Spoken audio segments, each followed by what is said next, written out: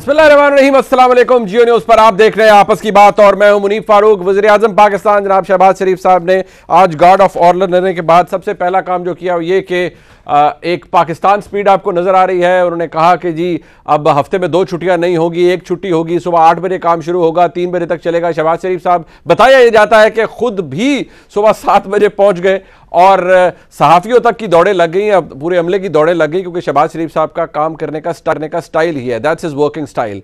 वो खुद भी ऑन टोज रहते हैं और बाकियों को भी रखते हैं। पंजाब के अंदर जब वो चीफ मिनिस्टर रहे तो उनका जो तरीका कार था, जो उनका स्टाइल ऑफ गवर्नेंस था, वो यही था। उस पर इतराज़ात भी होते थे, ब्यूरोक्रेसी की नींदें भी हराम होती थी, लेकिन डिलीवरी होती थी, लोग डिलीवर करते थे, ब्यूरोक्रेसी डिलीवर करती थी, जो कि एक अच्छी बात है।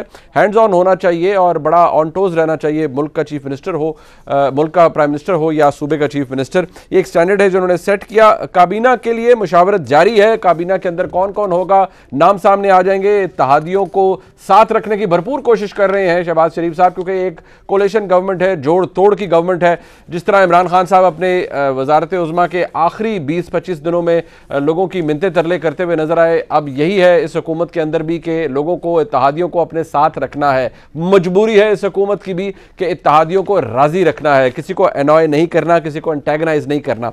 शहबाज शरीफ साहब ने आज एक और भी हुक्म सादर किया और उन्होंने ये कहा कि साबिक वज़ीर आज़म मियां नवाज शरीफ साहब और इसहाक डार साहब का जो पासपोर्ट है उसकी तजदीद कर दी जाए, यानी कि री इशू कर दिया जाए उन्हें पासपोर्ट। और ये कहा जा रहा है, कुछ देर पहले राना सनाउल्लाह साहब ने कहा कि बदनीति थी former interior minister Sheikh Rashid साहब की, क्योंकि मियां नवाज शरीफ साहब और इसहाक डार साहब का पासपोर्ट जो था वो एक्सपायर हो चुका था, उसकी तजदीद होनी थी लेकिन नहीं की गई।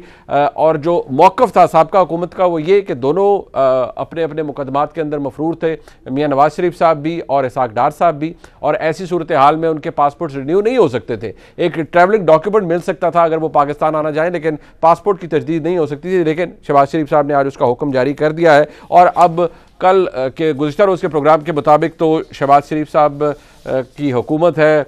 मियां जावेद लतीफ़ साहब कह रहे हैं कि नवाज शरीफ साहब जल्द पाकिस्तान वापस आ जाएंगे। इमरान खान साहब ने जलसा प्लान कर लिया है, एक नहीं 3 जलसे प्लान कर लिए हैं, और नैरेटिव वो है जो कि वो बता रहे हैं, और हक और बातिल की जंग से नीचे तो कुछ है ही नहीं। लेकिन इसके अंदर एक बड़ा बदकिस्मत एलिमेंट सामने आ रहा है, और वो ये है कि ना किसी के ऊपर कोई लगाम है, कोई मुल्की इदारों के बारे में बात कर रहा है, कोई पाकिस्तान की सिक्योरिटी एस्टैब्लिशमेंट के बारे में बात कर रहा है। आज एक बहुत अहम फॉर्मेशन कमांडर्स कॉन्फ्रेंस हुई जिसका एलामिया हमारे सामने है। उसके अंदर जो ख़ास तौर पर आखिरी 3 पैराग्राफ्स हैं वो बड़े इंडिकेटिव हैं, जहां पर फॉर्मेशन कमांडर्स कॉन्फ्रेंस के अंदर आर्मी चीफ मौजूद थे, उनकी सरबराही में ये GHQ में कॉन्फ्रेंस हुई, जिसमें कहा गया the forum took notice of the recent propaganda campaign by some quarters to malign Pakistan army and create division between the institution and society। अब ये किसने प्रोपेगेंडा किया?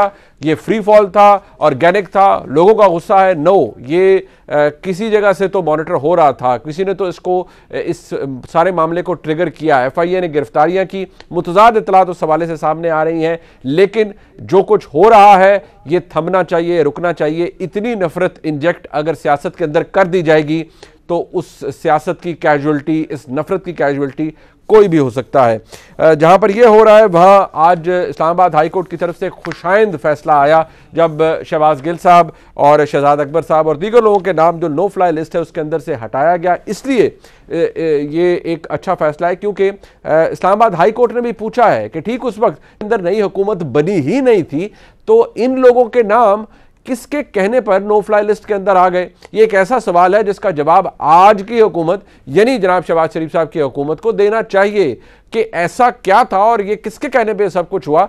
इस्लामाबाद हाई कोर्ट ने तो जवाब मांग लिया है और जवाब देना भी पड़ेगा, क्योंकि कानून की हुक्मरानी को यकीनी बनाना हुकूमत वक्त की जिम्मेदारी है। और अगर ऐसा नहीं होगा तो लोग आप पर सवाल उठाएंगे और आपसे सवाल पूछेंगे भी। एक और बदकिस्मत एलिमेंट जो कि जुड़ा हुआ है उस नफरत से जो पाकिस्तान की सियासत के अंदर है इस वक्त, वो आपने देखा कि मैरियट होटल के अंदर, इस्लामाबाद में एक निजी होटल है, वहां पर एक तकरीब, वहां पर इफ्तार का वक्त था, लोग अपनी फैमिलीज के साथ मौजूद थे। इतलात ये हैं कि कोई शख्सियत जो कोई साहब जो थे उनकी बड़ी ज़्यादा एफिलिएशन हो सकती है, मोहब्बत हो सकती है पाकिस्तान तहरीक इंसाफ के साथ। और कुछ लोग ये कह रहे हैं कि जी महज उन्होंने नूर आलम खान साहब को लोटा कहा, जिस पर उनकी पिटाई कर दी गई, और फिर उसमें मुस्तफ़ा नवाज खोखर साहब शामिल हो गए, उसमें शायद नदीम अफजल चंद साहब भी शामिल हो गए। लेकिन नदीम अफजल चंद साहब की ट्वीट्स आई हैं जिसमें उन्होंने कहा कि ऐसा नहीं है, जब आपकी बहू बेटियों को गाली दी जाए और एक नहीं मुतअद्दिद दफ़ा और बाकायदा तौर पर हरास करने की कोशिश की जाए तो फिर रिएक्शन आता है। ये बाय द वे वो नफरत है जिसका मैं बहैसियत एक पाकिस्तानी कह रहा हूं कि अगर आप इसे बढ़ाते जाएंगे तो इसका असर लोगों पर पड़ेगा और कोई ना कोई इससे मुतासिर ज़रूर होगा, नेगेटिवली मुतासिर होगा। और ये एक ऐसी डिस्कशन है जिसके ऊपर मैं चाहता हूं कि हम आज के प्रोग्राम में बात भी करें। अपने मेहमानों का तारुफ करवा देते हैं। हमारे साथ मौजूद हैं इस्लामाबाद स्टूडियो में मोहसिन शाहनवाज रांझा साहब, मेंबर कौमी असम्बली है पाकिस्तान मुस्लिम लीग नून के। बहुत शुक्रिया रांझा साहब, आपका कानूनदान भी हैं। नाज बलोच साहब हमारे साथ मौजूद हैं, member national assembly Pakistan Peoples Party. बहुत शुक्रिया आपका भी नाज बलोच साहबा। हमारे साथ अतर काजमी साहब मौजूद हैं, सीनियर सहाफ़ी हैं, तज्ज़ियाकार हैं, प्रोग्राम रिपोर्ट कार्ड में भी आप उनके तज्ज़िये सुनते हैं। सबसे पहले मोहसिन शाहनवाज रांझा साहब, एक बात जो कि सामने आई, और ये सवाल मैं इसलिए आपसे पूछ रहा हूँ क्योंकि राना सनाउल्लाह साहब ने अपने वक्त में, आपने देखा उन पे झूठे केस बने, वो एक जो हेरोइन उनकी गाड़ी से बरामद कर दी गई, और ये एक ऐसा ट्रेंड था, ऐसा कुछ था जिसको हर किसी ने कंडेम किया, बाय द वे आज तक कुछ साबित। लेकिन मुझे इस बात का जवाब दीजिए कि एक ऐसा वक्त जब आपकी हुकूमत अभी आई नहीं है, मतलब उस वक्त फॉर्म हो रही थी, पता लग रहा था कि शहबाज शरीफ साहब ही मुल्क के वज़ीर आज़म होंगे, लोगों का नाम नो फ्लाई लिस्ट में आ जाता है, और आज इस्लामाबाद हाई कोर्ट वो हुक्म मुअत्तल करती है, लेकिन पूछती है FIA से कि भाई बताएं ये किसके कहने पर हुआ। अब ये तो नहीं हो सकता कि कुछ लोग जो कि साबिक प्राइम मिनिस्टर के क्लोज एड्स थे, उनके साथ एसोसिएटेड थे, उनका नाम बगैर किसी के कहे पर, बगैर किसी मुकदमे के खामखाई नो फ्लाई लिस्ट में चला जाए। कुछ तो हुआ होगा। क्या इससे लाताल्लुकी का इजहार करेंगे आप, या समझते हैं कि कहीं कुछ हुआ है? बिस्मिल्लाह रहमान रहीम। मुनीब, पहले तो मैं जो आपने अपने इंट्रो में बात की, जो वाक़या मैरियट में पेश आया वो इंतहाई अफसोसनाक वाक़या है और हमें दिली अफसोस है। और जो आपने बड़ी अच्छी बातें की कि हमें इन जज्बात को और इन चीज़ों को उस हद तक नहीं ले के जाना चाहिए जहाँ पर ज़ातियात इन्वॉल्व हो जाएं। लोगों के सियासी फ़ैसले हैं। मैं आपको बड़ी दिलचस्प बात बताता हूँ, मैं वकील भी हूँ, मेरे ऑफिस में कई लोग ऐसे भी काम करते हैं जो तहरीक इंसाफ को पसंद करते हैं, और मैं उनके जज्बात की रिस्पेक्ट करता हूँ। और अगर वो कोई बात करते हैं तो ऐसे लोग भी हैं जो मुस्लिम लीग नून को सपोर्ट करते हैं। हमारे बिजनेसेस में, हमारी वॉक्स ऑफ लाइफ में हमें कई हमारे ऐसे दोस्त हैं जब हम बैठे होते हैं तो हम आपस में हमारा डिसएग्रीमेंट हो रहा होता है, बट हम उसको लॉजिक के साथ एक्सप्लेन करते हैं और एक दूसरे की जो सियासी वैल्यूज़ हैं उसकी कदर और रिस्पेक्ट करते हैं। अगर हम ये एलिमेंट अपनी सोसाइटी में से ख़त्म कर देंगे तो मेरे ख्याल से हम अपनी सोसाइटी को एक ऐसी डायरेक्शन में ले जाएंगे जहाँ पे टॉलरेंस का जो लेवल है वो बिल्कुल कम होता जाएगा, और जो ऐसी जो हम समझते हैं कि जो एग्रेशन है वो बढ़ती जाएगी। और हमारे शहबाज शरीफ साहब ने अपनी स्पीच में बात ही ये क्लियर कर दी कि हम किसी के खिलाफ कुछ नहीं करना चाहते, हम किसी के ऊपर कोई जुल्म नहीं करना चाहते, किसी से ज्यादती नहीं करना चाहते। जहां तक उस स्टॉप लिस्ट का सवाल है तो अभी तक तो हमने कलमदान भी नहीं संभाला था, तो ये प्रिसाइसली राजा साहब आप बड़े ज़हीन आदमी हैं, हमें उसके बारे में हम सर, लेकिन आप माशाल्लाह खुद अपोजिशन में भी रहे हैं, आपके सामने भी बहुत कुछ होता रहा है। अपील करता है आपको राजा साहब? मेरे साथ बहुत कुछ होता रहा है, ਤੁਹਾਡੇ ਨਾਲ बड़ा कुछ होता है, मैंने दसो, just you know make it easy for the viewer, अपने लिए मेरे लिए जरा आसान कर देना सर कि ये किसके कहने पर हो सकता है। Can you connect the dots कि ये कौन कर सकता है कि लोगों के नाम नो फ्लाई लिस्ट में डाल दें? देखिए मैं आपको बताता हूं कि इस मामले में हम बिल्कुल कुछ नहीं कह सकते, क्योंकि हम तो अभी पोजीशन में नहीं थे। हमारे तो अपने वुज़रा के नाम अभी ईसीएल में हैं। अच्छा। राना सनाउल्लाह साहब का नाम ईसीएल में है। राना सनाउल्लाह साहब का आईडी कार्ड, उनका पासपोर्ट, ये चीजें अभी तक उनको बाहर मुल्क से ट्रैवल करने की इजाजत नहीं है। ख्वाजा आसिफ को मुल्क से बाहर ट्रैवल करने की इजाजत नहीं है। एहसन इकबाल साहब का नाम लिस्ट में है, शाहिद खान अब्बासी साहब का लिस्ट में है। और अगर हम इतने बासर और ताकतवर होते तो पहले तुम अपने लोगों के तो लिस्ट में से नाम निकलवा लेते जो पीटीआई वाले डाल के गए। ठीक है। तो बात तो यह है कि हर मामले में, और हमारी एक पॉलिसी स्टेटमेंट शहबाज शरीफ साहब ने दे चुके हैं कि हम बिल्कुल we don't mean any vengeance. हम अपना काम करना चाहते हैं, हम तवज्जो देना चाहते हैं आवाम की फलाह बहबूद पे, हम मिल के काम करना चाहते हैं और हम कोशिश करेंगे। देखें, लोगों के साथ जुल्म हुआ है, ज्यादतियां हुई हैं। मेरे वालिद साहब के ऊपर 3 FIR काटी गई, मुझे नैब में ज़बरदस्ती घसीटने की कोशिश की गई, मुझे एंटी करप्शन के मुझ पे FIR काटी गई, मुझे कब्जा ग्रुप डिक्लेयर किया गया, मैंने उस पर लीगल नोटिस भेजा इमरान खान को, और उसके बाद वही इंक्वायरी में मुझे एंटी करप्शन ने मुझे और मेरे वालिद को बेगुनाह किया और हम पे इल्ज़ाम जो लगाया, लेकिन जो मेरा लॉस ऑफ रेपुटेशन हुआ मुझे वो कौन वापस करेगा जब पीटीआई के हैंडल से, ट्विटर हैंडल से मेरी तस्वीर साथ में लगा के ऊपर लिखा गया कब्जा माफिया। तो मेरा जो लॉस ऑफ रेपुटेशन, बिल्कुल हम उसमें नहीं जाना चाहते, आपका डिफेंस सर, आपका डिफेंस अपनी जगह ठीक है, लेकिन ये बात मरियम नवाज शरीफ साहबा वो कहती हैं कि जी ठीक है हम इंतकाम नहीं लेंगे लेकिन हिसाब होगा। अब समझ ये नहीं आती ना कि आपने कहा कि आपका उससे कोई ताल्लुक नहीं है, चले मैं मान लेता हूं कि आपका उससे कोई ताल्लुक नहीं है, लेकिन मैं अपनी बहन नाज बलोच साहबा से पूछ लेता हूं, वो भी MNA है, हुकूमती मामलात को वो भी समझती है। नाज बलोच साहबा, आपको समझ आती है कि एक हुकूमत के बारे में आर्ग्यूमेंट किया है और अब इस्लामाबाद हाई कोर्ट ने भी पूछ लिया है कि बताइए कि ये किसके हुक्म पे हुआ है, और ये फॉर्मर प्राइम मिनिस्टर के जो करीबी लोग थे इनका नाम ECL पे डाला गया है, हुक्म तो मुअत्तल हो गया लेकिन जवाब उन्होंने पूछा है। तो आपका ख्याल है कि ये बस खामखा FIR ने डाल दिया होगा या किसी के कहने पे डाला होगा? इतना तो पता होगा ना।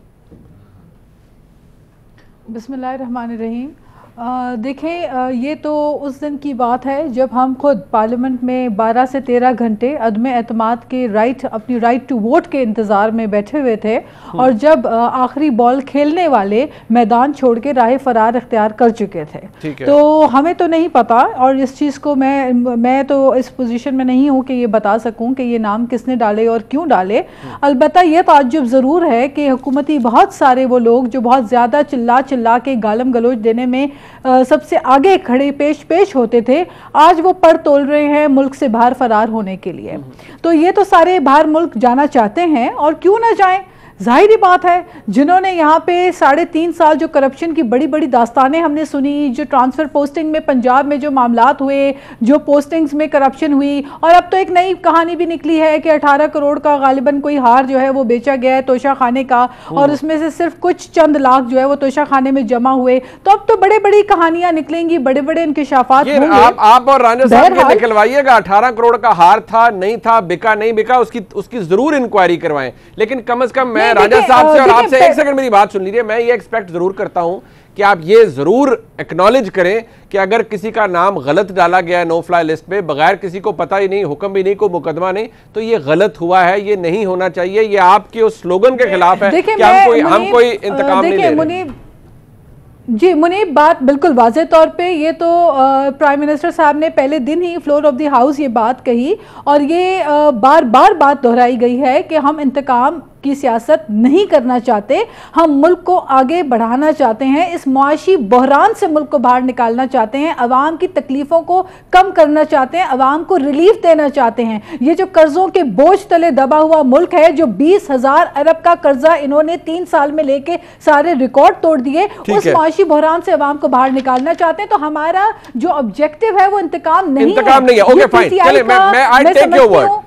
ये जो तरीक़ाकार है ये पीटीआई का रहा है इंतकाम। ठीक है, एक गुजारिश करूंगा जी रानी साहब, क्विकली देखें, सेक्रेटरी इंटीरियर और ये लोग जो थे ये पीटीआई की हुकूमत ही थी ना, वजीर आजम तो इमरान खान ही थे। ठीक है, और जब ये सब कुछ हो रहा था, और ये चंद लोग ऐसे लोग हैं जिन्होंने इस मुल्क में, अब जो भी हुआ हमारे साथ, हमें गद्दार डिक्लेयर किया गया।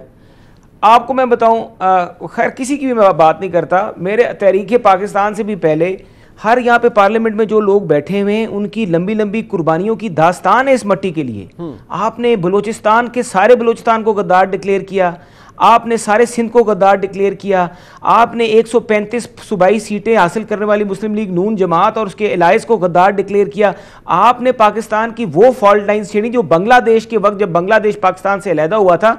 तो मेरे ख्याल से ये वो लोग हैं बेसिकली जिनकी पाकिस्तान में कोई पॉलिटिकल स्टेक नहीं है, ठीक है, इनका इस सिस्टम में कोई पॉलिटिकल स्टेक नहीं है, ये अमेरिकन नेशनल्स हैं, इनके स्पाउसेस नेशनल्स फॉरेन नेशनल्स हैं, और इनकी सारी इन्वेस्टमेंट्स, इनकी प्रॉपर्टी सारी बाहर है, इनके नाम इस तरह नहीं आने चाहिए। ये तो There has to be a process that needs to be followed। देखिए ये तो प्राइम मिनिस्टर खुद, ये तो इमरान खान खुद जवाब देना। चलिए ठीक है, बट ठीक है, प्राइम मिनिस्टर वो थे, अच्छा जवाब दें, ठीक है, चले आप उनसे पूछें। अब बिल्कुल ठीक है ये फिर, लेकिन उस वक्त इमरान खान साहब के खिलाफ तहरीके अदम एतमाद कामयाब हो चुकी थी, आपकी हुकूमत अभी आई नहीं थी। अतर काज़मी साहब, आप मुझे ये बताइए कि मुस्लिम लीग नून की हुकूमत है, कोलिशन है सारी, अभी इंटीरियर मिनिस्टर फॉर्मली नहीं आए, कैबिनेट क्योंकि अनाउंस नहीं हुई, यकीनी तौर पर शहबाज शरीफ साहब के मातहत हैं, वो चीफ एग्जीक्यूटिव हैं मुल्क के इलेक्टेड। ये समझ में आती है आपके बात के अदालत ने तो पूछ लिया है कि भैया बताएं ये किसके कहने पे और किस तरह डाल दिए गए, तो आपके सामने मौजूद है रांझा साहब आपके साथ बैठे, वो कहते हैं भाई हमारा लेना देना नहीं है ये नाम शाम डलवाने में, नो फ्लाई लिस्ट में।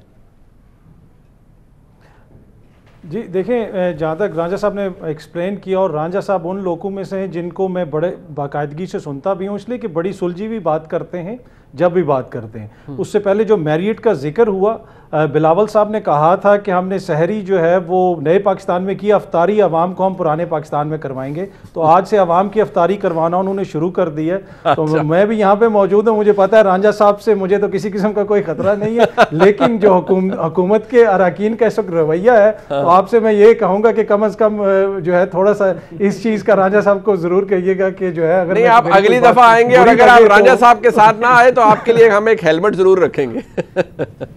तो जो है वो, अच्छा दूसरी बात ये है कि अब ये नाम किसने डलवाया। हाँ। अब मेरे जहन में अब ये कौन क्या उस्मान बुज़दार साहब ने डलवा दिया, मुझे नहीं पता किसने डलवाया, मेरे लिए तो खुद ही एक मुहिम है, क्या पता उस्मान बुज़दार साहब ने कोई साजिश की हो। अच्छा, अमेरिका ने तो नहीं डलवा दिया, अतर काज़मी साहब, अमेरिका ने, अमेरिकन प्रेसिडेंट ने तो नहीं डलवा दिया, अब कोई भी डलवा सकता है टू बी ऑनेस्ट। मतलब कि देखें हुकूमत है, अगर हुकूमत ने नहीं डलवाया तो मेरे ख्याल में ऑन सीरियस नोट ये हुकूमत की रेपुटेशन के लिए ज़रूरी है कि जो छापे डाले जा रहे हैं, जो लोगों को धमकियां मिल रही हैं, हुकूमत की रेपुटेशन को इससे नुकसान होगा। बिल्कुल ठीक। और अगर आप शहबाज शरीफ साहब का बयानिया लेके आगे चलेंगे तो मेरे ख्याल में हुकूमत के लिए आसानियां होंगी। मरियम बीबी का बयानिया लेके अगर आप आगे चलेंगे हिसाब वाला, तो मेरे ख्याल में फिर हुकूमत के लिए मुश्किलात। बट अतर साहब, अगर ये तोशा खाना का वाकया है, अब देखिए साबिक हुक्मरान जनाब इमरान खान साहब वज़ीर आज़म रहे, जवाब कोई नहीं आया, ये बात आप भी डिस्कस करते रहे multiple times, being the chief executive of the country he was supposed to answer the questions, नहीं उन्होंने किए। लेकिन अगर कोई इस मामले पे या इससे अलाइड मामले पे कोई तहकीकात होती है तो आप उसे इंतकाम तो नहीं गर्दान सकेंगे, वो तो मेरा हिसाब है, मुल्क का वज़ीर आज़म था तो भाई हिसाब दें। अगर तोशा खाना के अंदर कोई दो नंबरी नहीं है तो सामने आ जाएगी कि सब क्लियर था, लेकिन अगर किसी ने कोई ऐसा फायदा उठाया है तो फिर सबके सामने आना चाहिए। अदर साहब बिल्कुल बिल्कुल बिल्कुल, ये बिल्कुल आपका वैलिड पॉइंट है। अगर किसी ने करप्शन किया, चाहे वो कोई भी हो, ये चीज़ें सामने आनी चाहिए। जुल्फी बुखारी साहब के हवाले से ये जो इल्ज़ाम लग रहा है, मैंने शाम को ही उनको मैसेज भी किया था और उनसे पूछा भी था कि क्या है। उन्होंने कहा कि मैं तो ना कभी लाहौर गया हूँ, ना मैं किसी ज्वेलर के पास गया हूँ, और उसमें ये कह रहे हैं कि शायद ये लाहौर और लंदन को कन्फ्यूज़ कर रहे हैं। अगर जुल्फी साहब के हवाले से लंदन के हवाले से इल्ज़ाम लगता तो वो तो कह सकते थे कि जी लंदन जाके उन्होंने कुछ भेज दिया, लाहौर में उन्होंने बेचा। मेरे ख्याल में अभी तहकीकात होंगी तो चीज़ें सामने आएंगी। और दूसरी एक बात, मैं रांझा साहब ने कहा कि इनके स्पाउसेज और इनकी जायदादें बाहर हैं, तो बाहर किसके बच्चे हैं और बाहर किसकी जायदादें हैं वो रांझा साहब को भी पता है। हमारे साबिक जो वज़ीर आज़म हैं 3 दफा के, वो भी इस वक्त लंदन में बैठे हैं। बात है, बच्चे इमरान खान साहब में बाहर हैं, वो तो बड़ों के बच्चे बाहर हैं। फिर अदर साहब जी जी वो ही ना, तो मैं ये कह रहा हूँ कि पर इसके बावजूद ये जो बयानिया है ना कि कोई गद्दार है या फिर कोई जो है मजहब कार्ड, मेरे ख्याल में ये नहीं होना चाहिए। तहम्मुल और बर्दाश्त सियासत में बहुत ज्यादा जरूरी है। एक ब्रेक शामिल करते रही, लेकिन इसका ताल्लुक अब सियासत से ज्यादा है, क्योंकि जो नैरेटिव बनाया गया है या बनाया जा रहा है, बदकिस्मती से जलसे हो रहे हैं। जो आज की हुकूमत है उन जलसों का जवाब कैसे दे पाएगी, और ये मामला सियासत से निकल के इसकी एक हसास नोयत भी है। पाकिस्तान की फ़ौज, पाकिस्तान का security operators, intelligence operators Pakistan का एक बहुत कीमती असासा है। जब कोई भी उन्हें टारगेट करता है तो नुकसान पाकिस्तान को होता है, रियासत पाकिस्तान को होता है। तो इसके ऊपर भी बात कर लेते हैं, एक ब्रेक के बाद हमारे साथ रहिए।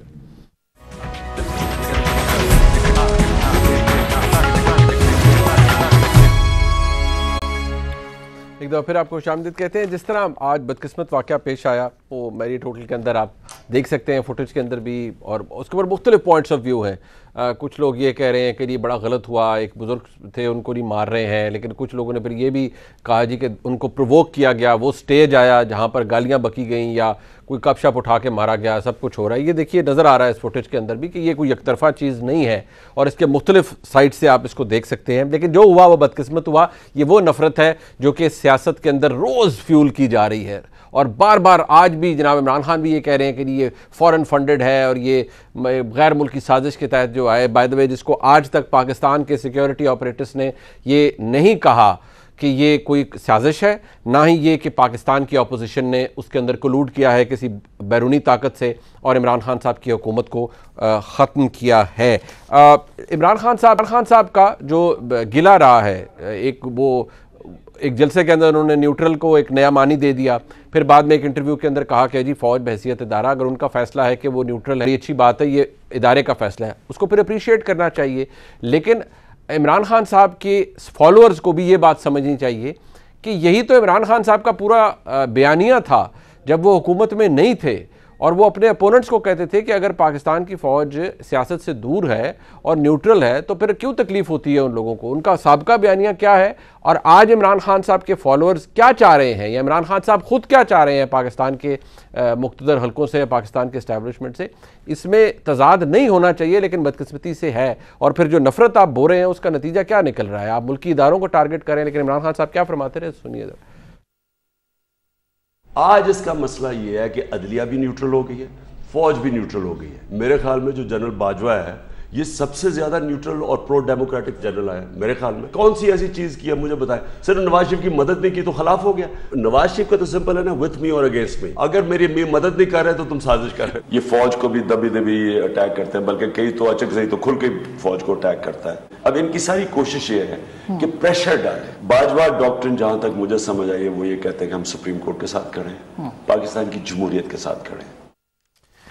यही बात आज फॉर्मेशन कमांडर्स कॉन्फ्रेंस के अंदर भी सामने आई है। वो बार बार यही कहते हैं कि जो स्मेयर कैंपेन चलाई जा रही है, ये जो प्रोपेगेंडा चलाया जा रहा है पाकिस्तान के रियासती इदारे फ़ौज के हवाले से, ये बहुत ख़तरनाक है, गुमराह कुन है, अफसोसनाक है। और साथ ही साथ वो इस बात को एंडोर्स कर रहे हैं कि ना सिर्फ पाकिस्तान की मुसल्लह अफवाज की तो क़ियादत है, उसके अंदर भरपूर कॉन्फिडेंस है, और जो स्टांस लिया है पाकिस्तान की मुसल्लह अफवाज ने और पाकिस्तान की मुसल्लह अफवाज की क़ियादत ने कि हम कॉन्स्टिट्यूशन को और रूल ऑफ लॉ को हर सूरत में अपहोल्ड करेंगे एट एनी कॉस्ट। शायद इस बात की बहुत से लोगों को प्रॉब्लम है और फिर जो हमें नज़र आ रहा है वो बड़ा गलत है।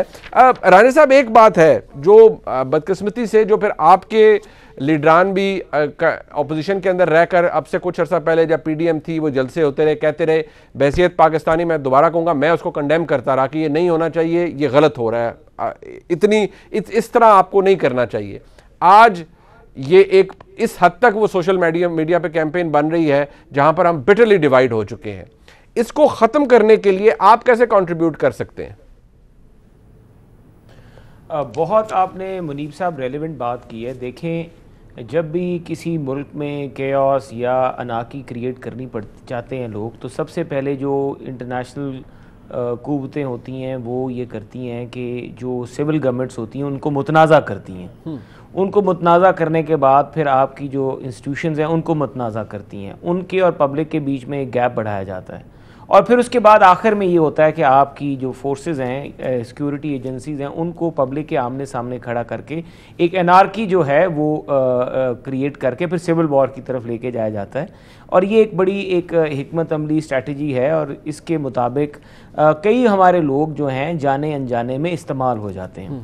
और यकीन मानिए कि आप अगर मुझे माजी में भी हमें देख लें तो हमने हमेशा से कोशिश ये की है कि हमारे ठीक है एक व्यू फॉर्म होता है, एक होती है पॉइंट ऑफ व्यू जिसके ऊपर कोई कहीं पे एक्यूजेशन आ रहा होता है किसी एक फ़र्द के ऊपर, तो उस एक्यूजेशन की वजह से फिर वो चीज़ आगे निकल पड़ती है जो कि मैं समझता हूँ मुनासिब नहीं है। ठीक है, हमारा जो नौजवान तबका है, अब मैं आपको बता रहा हूँ कि मैं ऐसे कई इन दिनों में एक दो ऐसे यंगस्टर्स से मिला जो अमेरिकन नेशनल थे खुद, और उन्होंने ट्वीट्स किए हुए थे, मतलब हमारी अफवाज के भी अगेंस्ट किए हुए थे और इस तरह किए हुए थे। तो मैंने उनसे, और अमेरिकन नेशनल भी थे, मैंने उनसे एक बात पूछी कि पहले आपको ये पता है कि आप यूएस नेशनल हैं, दूसरी आप ओवरसीज़ पाकिस्तानी हो, क्या पाकिस्तान में बैठे हुए हैं, आप ये कर रहे हैं, आपको पता है कि कानून और पाकिस्तान की जो स्टेट सिक्योरिटी है, ये हमारे मामलात हैं, आपकी अपनी नेशनैलिटी वहाँ की, तो आप क्या कर रहे हैं? देन दे रियलाइज्ड कि उन्होंने गलत किया है, ठीक है, और उनको ये नहीं करना चाहिए था, ठीक है। तो उन्होंने अपने वो ट्वीट्स डिलीट करना शुरू कर दिए। तो बात यह है कि हमें थोड़ी सी काउंसलिंग की ज़रूरत है, हमें इनको ज़रा जो लोग ऑफ मतलब इससे हट चुके हैं, पटरी से जो लोग उतर चुके हैं, हमें उन लोगों को समझा के, उनको इसके रेप्रिकशन समझा के, देखिए ना, जो मैंने आपको बताई है कि जो मीडिया वॉरफेयर है, मतलब उसके बीच में आपका जिस तरीके से सोशल मीडिया एक रोल प्ले करता है और उस रोल में आपका एक माइंडसेट बना दिया जाता है। दिस इज, मतलब जिस तरह आप कैम्ब्रिज, वो कौन सी एक अदारा है, एनालिटिका, एक नाम शायद मैं गलत ले रहा हूँ या सही ले रहा हूँ, वो एक जो वो सर्विसेज प्रोवाइड करते थे कि लोगों का माइंडसेट चेंज करके, उनके देख के, उनके रुझानात देख के, उसके मुताबिक टारगेट करके एक स्पेशल किस्म का मैसेज चलाया जाता है जो कॉन्टिन्यूसली उन लोगों की नज़रों से गुजर रहा होता है और उनका जो माइंड थॉट प्रोसेस है वो उसके मुताबिक डेवलप किया जाता है। ठीक है, तो बेसिकली यहाँ पर भी हमारे जो नौजवान हैं, और मैं समझता हूँ कि इस पे तहरीक इंसाफ को ये खुद सोचना पड़ेगा कि तहरीक इंसाफ के अंदर तो कई ऐसे लोग हैं जिस तरह जो कि फौज के अदारे से जिनका ताल्लुक भी है, कई लोग, लेकिन रानी साहब एक बात है ना, ये आज के तरीके इंसाफ है, लेकिन माजी में ये आपकी जमात इन जलसों के अंदर नेम कॉलिंग करते रहे और उससे भी आपकी सोशल मीडिया विंग के लोग भी फिर ऐसी हरकतों पे इस्तेमाल हुए या उन्होंने भी ये हरकतें की जो कि कंडेमनेबल है। आज का भी कंडेमनेबल है, पहले का भी है, बट आप यू आर राइट कि ये काम मुनासिब नहीं है, इससे मुल्क का नुकसान होता है। बट नाज बलोच साहबा, आज बार बार ये हम क्यों नैरो डाउन कर रहे हैं कि जी सिर्फ तहरीक इंसाफ या सिर्फ इमरान खान साहब? सारों ने कंट्रीब्यूट किया है माजी के अंदर, पीडीएम के फोरम से हर किसी ने, हर कोई जो अब जिसको कोई थोड़ा वो अपोजिशन में था, जब उसको लगा कि उसके मफाद में है तो उसने रियासती इदारों को टारगेट किया। तो आज इमरान खान साहब की जमात के ऊपर सारे तनकीद कर रहे हैं और आज वो कह रहे हैं जी हमारे सोशल मीडिया एक्टिविस्ट को उठाया जा रहा है, हुकूमत बड़ा जुल्म कर रही है, और वो अब उन्होंने एक लीगल फोरम बना रहे हैं कि जिन लोगों को रोज़ उठाया जाएगा उनके खिलाफ अदालतों में फिर पिटिशंस डाली जाएंगी, हैबियस कॉर्पस कीजिए कि इन्हें रिलीज़ कराया जाए।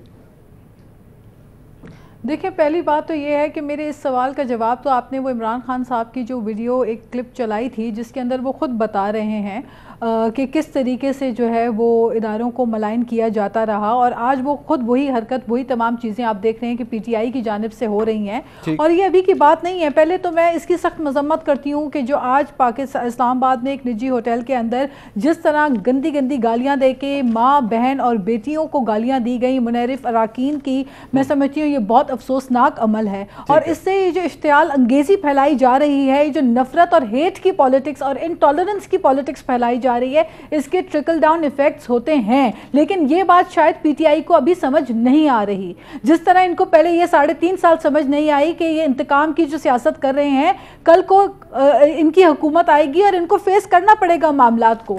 देखें, बात यह है कि इस वक्त जो सोशल मीडिया पे खौफनाक ट्रेंड चल रहा है वो बहुत ही अफसोसनाक और काबिल मजम्मत है।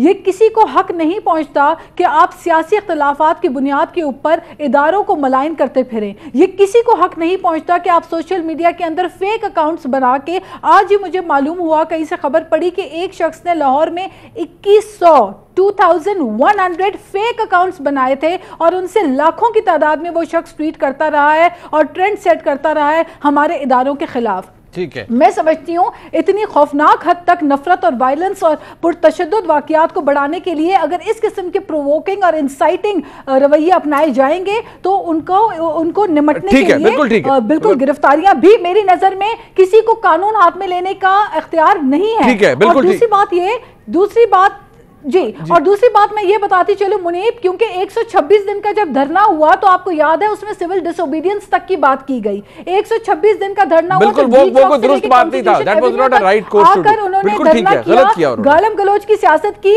वो अगर जमहूरी उनका हक था तो आज वोट ऑफ नो कॉन्फिडेंस के ऊपर अवाम को इश्तियाल देना, अवाम में नफरत पैदा करना, ये बहुत ही नामुनासिब रवैया है। बहुत सी गलतियां की गई। अतर काजी साहब, टुवर्ड्स द एंड इस सेगमेंट के ये बता दीजिए, अब कहा जा रहा है डिफेंस के लिए कि देखिए सोशल मीडिया मीडिया एक्टिविस्ट को उठाया जा रहा है। भाई कोई सोशल मीडिया एक्टिविस्ट अगर इस्तेमाल हो रहा है और उसे पता है कि मैं मुल्क के रियासती इदारों के ऊपर गंदे झूठे इल्जामात लगाते हुए इस्तेमाल हो रहा हूं, तो आप उसे कैसे एग्जॉनरेट किया जा सकता है अदर साहब? देखें, जहाँ तक इदारों के खिलाफ बात करने का ताल्लुक है, उनको टारगेट करने का ताल्लुक है, उनके किसी फैसले से मुझे और आपको इख्तलाफ हो सकता है, लेकिन आज जो यहाँ पे हम मीडिया पे बैठ के तनकीद कर रहे हैं हुकूमत के ऊपर, या फिर वो लोग जो बाहर एहतजाज कर रहे हैं, उनकी आज़ादियों और हमारी आज़ादियों के ज़ामन यही इदारे हैं। कोई अपना खून दे रहा है और कोई अदालतों जो हैं, अदालतों से लोग रिलीफ ले रहे हैं, तो ये लोग अदालतों से रिलीफ भी ले रहे हैं। तो ये समझने की ज़रूरत है, इदारों को कमज़ोर करेंगे तो हमारा अपना नुकसान है, पाकिस्तान का नुकसान है। जहाँ तक इदारों को टारगेट करने का ताल्लुक है, एक भी पीटीआई के सीनियर रहनुमा ने नाम लेके ना किसी इदारे को टारगेट किया है, ना कोई ट्वीट की है। इमरान खान साहब से आखिरी दिनों में जो मेरी मुलाकात हुई, जब उन्होंने हमें ख़त दिखाया, उसमें भी बार बार उनसे ये क्वेश्चन किया गया कि इसमें इदारों का क्या किरदार है, तो उन्होंने उस वक्त भी ये कहा कि हमारा मुल्क लिबिया, शाम और इराक बन जाएगा अगर आप फौज को टारगेट करेंगे। लेकिन इसके बरक्स अगर हम पीडीएम की क़यादत को देखें, उन्होंने नाम ले लेके जो है जर्नैलों को टारगेट किया गया। गुजरांवाला के जलसे में किस किस्म के सवालात पूछे गए, किसको कौमी मुजरिम करार दिया गया। तो प्रॉब्लम यह है कि जब भी इस तरह की कोई बात होती है, हमें सोचना चाहिए कि ये लिमिटेड एक पीरियड के लिए, क्या पता हमारे ऊपर बुरा वक्त गुजर रहा हो, लेकिन चीज़ों को उस नहज पे ना ले जाया जाए जहां पे फिर इस किस्म की सूरत हाल हो जिससे इदारों को नुकसान हो और पाकिस्तान को नुकसान हो। और छोटी सी आखिरी कमेंट मैं करूंगा, नाज साहिबा ने फरमाया कि वहां पे उनको गालियां दी गई MNAs हजरात को, जिन्होंने एक शहरी को फिर उसके ऊपर तशद्दुद किया।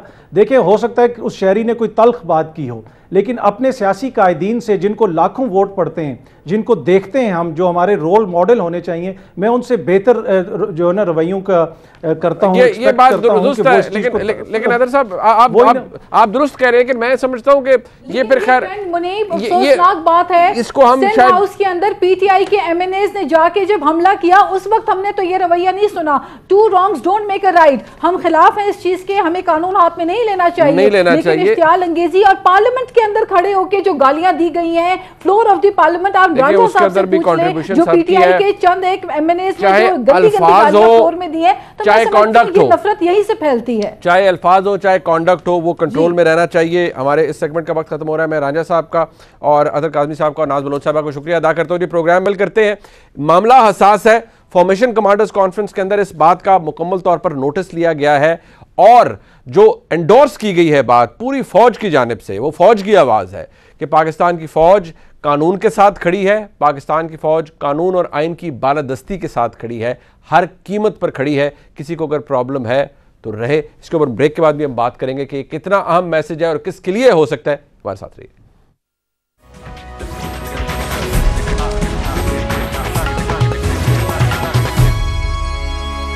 फॉर्मेशन कमांडर्स कॉन्फ्रेंस थी GHQ के अंदर, उसके एलामिया हमारे सामने आ गया। यकीनी तौर पर एक सियासी एस्पेक्ट है कि जो सब कुछ हो रहा है पाकिस्तान के अंदर इस वक्त सियासत के अंदर इतनी बिटर डिवीजन है कि हक और बातिल से नीचे तो कोई डिवीजन है ही नहीं, और गद्दार या मुहिब्बुल वतन की डिवीजन है। जो हुकूमत के साथ, आज मौजूदा हुकूमत के साथ है, वो गद्दार है, और जो इमरान खान साहब के साथ है वो मुहिब्बुल वतन है। और क्या ये ऐसे ही चल रहा है? क्योंकि इससे जितनी नफरत इंजेक्ट की जा रही है पाकिस्तान की सोसाइटी के अंदर और ओवरऑल हमारे सोशल फैब्रिक के अंदर, वो बड़ी ख़तरनाक है।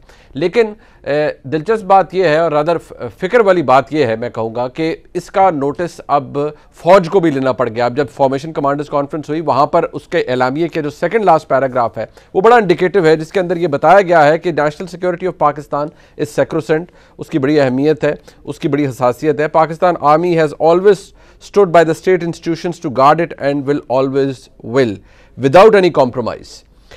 और ये लिखा गया है कि the forum expressed complete confidence in leadership well considered stance to uphold the constitution and rule of law at all costs। और उससे ऊपर लिखा गया है कि जो फोरम है उसने जो रिसेंट जो प्रोपेगेंडा बनाया गया है मलाइन करने के लिए पाकिस्तान की फ़ौज को, उसका नोटिस लिया है, और जो डिवीज़न क्रिएट करने की कोशिश की गई है उसका भी नोटिस लिया है। ये बहुत अहम बात है। ये एजेंडा किसका हो सकता है? खान साहब की हुकूमत गई, एक प्रोसेस के बाद गई, तहरीक अदम एतमाद आया, लेकिन उसके बाद जो सोशल मीडिया के ऊपर कैंपेन्स चलाई गई हैं, मुल्क से बाहर जो सियासी जमात पाकिस्तान तहरीक इंसाफ के हमदर्द जो है लोग, उन्होंने मुख्तलिफ जगह पर ऐसी बातें की हैं जो पाकिस्तान की फ़ौज के हवाले से, उसकी लीडरशिप के हवाले से बड़ी डैमेजिंग है, नहीं होनी चाहिए थी लेकिन हुई हैं, और अब उसका नोटिस भी लिया गया है। और आज पाकिस्तान के अंदर FIA ने क्रैकडाउन भी किया है, ऐसे लोगों को पकड़ा है जो कि स्मेयर कैंपेन को चला रहे थे। इसका जो सिक्योरिटी एस्पेक्ट है, उसकी हसासियत है फ़ौज के इदारे के हवाले से, क्योंकि फ़ौज नेशनल सिक्योरिटी का इदारा है, पाकिस्तान का एसेट है, उसके हवाले से इसकी सेंसिटिविटी इतनी ज़्यादा है और इसकी अहमियत कितनी हम मेरे और आपके लिए है, आम पाकिस्तानी के लिए, ये जानने के लिए हम चलते हैं जनाब इम्तियाज़ गुल साहब के पास। इम्तियाज़ गुल साहब डिफेंस एनालिस्ट हैं, उनको आप सुनते भी हैं और उनका तज्जिया हम पढ़ते भी हैं अखबारों में। बहुत शुक्रिया इम्तियाज़ गुल साहब। सबसे पहले अब आज के अगर हालात देखा जाए, लाइक आज और जो एलामिया भी आया है, जो प्रेस रिलीज़ आई है फॉर्मेशन कमांडर्स कॉन्फ्रेंस के बाद, ये खलीज पैदा करने की कोशिश कौन कर रहा है? क्या हम ये कहें कि फिर सियासी जमात पाकिस्तान तहरीक इंसाफ जो कि हुकूमत में थी अब अपोजिशन में चली गई, एक मैसिव कैंपेन चला भी रही है, शुरू भी कर दी है उसने, क्या उस जमात की सरपरस्ती हासिल है या ये फ्री फॉल है, लोग खुद ही कर रहे हैं? देखिए मुनीब, हमें बड़ी एहतियात से बात करनी चाहिए। हम दुश्मन के हवाले से कहते हैं कि वो फॉल्स फ्लैग ऑपरेशन करता है, लेकिन वो ऑपरेशन जो कि दुश्मन कर रहा है हमारे लोगों के जरिए और खुद ही करके, और वो उसका जो मुद्दा है वो पाकिस्तान के ऊपर डाल देता है, तो इसको हम क्यों खारिज इम्कान करार दें कि जो भी ट्रेंड चल रहा है ख़ास तौर पे फ़ौज के ख़िलाफ़, उसमें हम क्यों कहें कि लामहला एक रंजीदा पार्टी है, मुतासिर हुई है हालिया सूरत हाल से, उसी के लोग कर रहे होंगे। ये तो हुई पहली बात। दूसरी बात यह है कि जब भी कोई मखसूस हालात पैदा होते हैं तो इस किस्म की आपको तफरीक नजर आएगी। आपको याद होगा कि फ्लोर ऑफ द हाउस जब तकरीरें हो रही थी 9 अप्रैल को, तो उसमें भी चाहे वो बिलावल थे, चाहे मरियम औरंगजेब थी, चाहे दूसरे लोग थे, वो कह रहे थे बार बार स्पीकर असद कैसर को या दूसरे वजीरों को कि आपके खिलाफ आर्टिकल 6 के तहत हम मुकदमे बनाएंगे, आपके खिलाफ मुकदमे बन सकते हैं। असेंबली के बाहर भी वो कह रहे थे। तो तीसरी बात यह है कि इस नौयत की फॉर्मेशन कमांडर्स की कॉन्फ्रेंस के बाद वजाहत की जरूरत क्यों पेश आई? क्योंकि क्या सिर्फ आप बयानात देने से उस तासुर को, उस परसेप्शन को दूर कर सकते हैं जो कि गुज़िश्ता 10-15 दिनों के दौरान पैदा हुई? यानी फौज का पाकिस्तान के सियासत में या पाकिस्तान में बहैसियत मजमूई किरदार इंतहाई मिसाली है। जब आप देखें कि जो उन्होंने कहा भी कि हम सरहदों के अमीन हैं, वो खुद को वाक़ईतन इस मुल्क की सरहदों के अमीन समझते हैं, मुहाफिज समझते हैं, और उनकी तमाम तर अप्रोच या सोच जो है it flows from that particular thinking के हम इस मुल्क के निगहबान। ठीक, अब फिर वो ये तासुर क्यों पैदा होता है? यानी देखें ना, आप दहशतगर्दी के खिलाफ जंग में जितनी कामयाबियां हासिल हुई, आज भी एक मेजर साहब शहीद हुए, उनके साथ वजीरिस्तान में एक सिपाही और था, वो भी शहीद हो गया, और कितने जख्मी हुए हैं।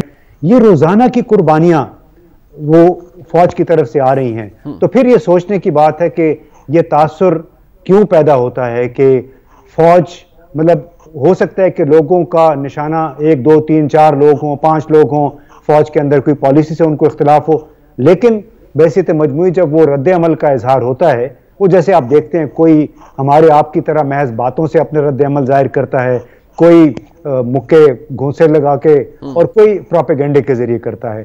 तो ये बड़ा एक डेलिकेट बैलेंस है जो हमें पैदा करना होगा। बिल्कुल इम्तियाज साहब, एक चीज़ अभी आपने खुद पॉइंट आउट किया, वो खैर जो पार्लियामान के अंदर तकरीरें हुई स्पीकर के हवाले से या जो गुज़िश्ता हुकूमत इसके कॉन्डक्ट के हवाले से, वो तो खैर सुप्रीम कोर्ट ने खुद बता दिया कि वो जो हुआ वो आइन की बड़ी ब्लेटेंट वायलेशन थी। लेकिन if we just narrow it down, यहाँ पर सर इसकी अहमियत इसलिए कि आज अगर गिला किया जा रहा है, पाकिस्तान तहरीक इंसाफ के लोग गिला कर रहे हैं या एक पूरी कैंपेन बनाई जा रही है, और जो न्यूट्रल के हवाले से इमरान खान साहब ने जाने से पहले एक जलसे के अंदर बात कर दी, फिर उन्होंने बताया भी कि अगर पाकिस्तान की फ़ौज है बड़ा मजबूत उतारा है, अगर वो समझते हैं कि न्यूट्रल रहना चाहिए तो मैं उसकी रिस्पेक्ट करता हूँ, उससे पहले वो जलसे के अंदर जाकर एक बात कर चुके थे। तो इंप्रेशन तो उन्होंने खुद क्रिएट कर दिया था कि क्योंकि पाकिस्तान की फौज न्यूट्रल है और वो किसी का साथ नहीं दे रही, खुद को उन्होंने सियासत से दूर रखा हुआ है, और उम्मीद ये वो कर रहे हैं पाकिस्तान तहरीक इंसाफ के लोग और उनके सपोर्टर्स के नहीं वो इमरान खान साहब की हुकूमत को बचाएं।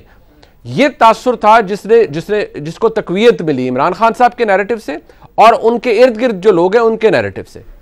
नहीं, देखिए उसमें तो खुद बिलावल भुट्टो जरदारी ने भी parliament floor of the house कहा कि हम इनको गेट नंबर 4 के जरिए भी निकाल सकते थे, लेकिन हम कानूनी या आईनी तरीका इख्तियार किया है।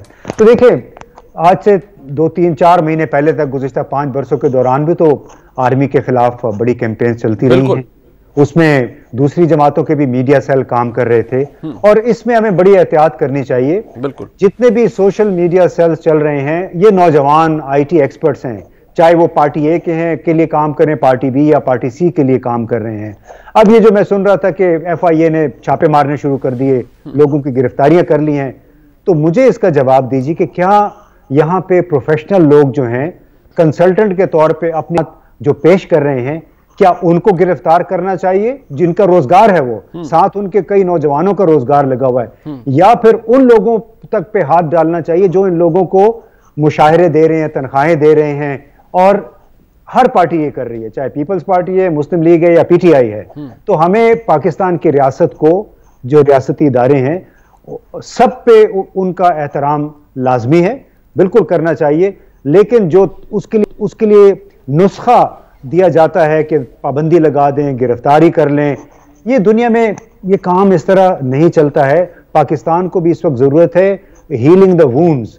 तो बड़ी जरूरत इस अमर की है कि हम सब इंक्लूसिव अंदाज में ये बात तारीखी तौर पर बड़ी दुरुस्त की सर आपने कि ये माजी में भी हुआ। 3-4 साल पहले मियां नवाज शरीफ ने जलसों के अंदर क़यादत के नाम लिए, नेम कॉलिंग हुई, बहुत कुछ हुआ। बहसियत काम पाकिस्तानी मैं उसको भी बड़ा वेहेमेंटली कंडेम करता रहा कि ये डिस्ट्रक्टिव है और ये नहीं होना चाहिए, ये सेल्फ डिफीटिंग मूव है और इससे किसी को कोई फ़ायदा नहीं, ये भी सोशल फैब्रिक के अंदर एक नफरत इंजेक्ट करता है। लेकिन अभी सर आपने कहा कि वो कंसल्टेंट्स जो प्रोफेशनल्स हैं सोशल मीडिया पर होते हैं, अपनी सर्विसेज प्रोवाइड कर रहे हैं, उनको अगर कोई जमात इस काम के लिए हायर करती है या FIA डिस्कवर करता है कि ये लोग किसी के पे रोल पर थे और डिलिबरेटली इतने अकाउंट्स बनाकर कर रहे थे सब कुछ और मलाइन कर रहे थे पाकिस्तान की फौजी क़यादत को through these social media accounts, तो उन लोगों को भी तो जहां हैंडलर्स को एग्जॉनरेट नहीं किया जा सकता, लेकिन वो लोग भी तो समझ रहे होते हैं ना कि हम किस चीज़ का हिस्सा बन रहे हैं, उनको कैसे एग्जॉनरेट कर दें?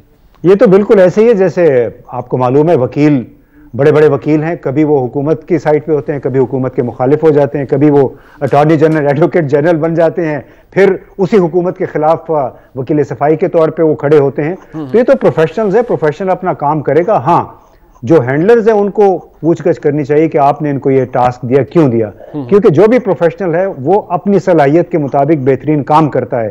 ऐसे ही जैसे आपने बहुत सारे सहाफियों को देखा होगा, कभी एक चैनल में, कभी दूसरे चैनल में, कभी एक पार्टी के लिए PR का काम करते हैं, कभी दूसरी पार्टी के लिए। सर वो बात आपकी दुरुस्त है, वो बात आपकी दुरुस्त है, लेकिन अगर कोई शख्स प्रोफेशनली काम करते करते मुल्क के इदारों के ऊपर, चाहे वो कोई भी हो सकता है, वो कोई सोशल मीडिया एक्सपर्ट हो सकता है, आपने कहा सहाफी वो हो सकता है, कोई वकील हो सकता है, लेकिन अगर वो रियासती इदारों के खिलाफ डिलिबरेटली काम करेगा तो उसका हैंडलर भी उतना ही जिम्मेदार है, वो खुद भी उतना ही जिम्मेदार। वो देखिए किसी हद तक वो जिम्मेदार है, लेकिन ये जो पकड़ धक्कड़ है, जो निचले लेवल पे काम कर रहे होते हैं, जो एक्सिक्यूट कर रहे हैं, आप प्रोजेक्ट के डायरेक्टर को, फर्म के मालिक को तो पकड़ सकते हैं, लेकिन जो नीचे लेवल पे उनको आगे से कुछ ऊपर से मवाद मिलता होगा तो वो आगे डिसेमिनेट करते होंगे ना।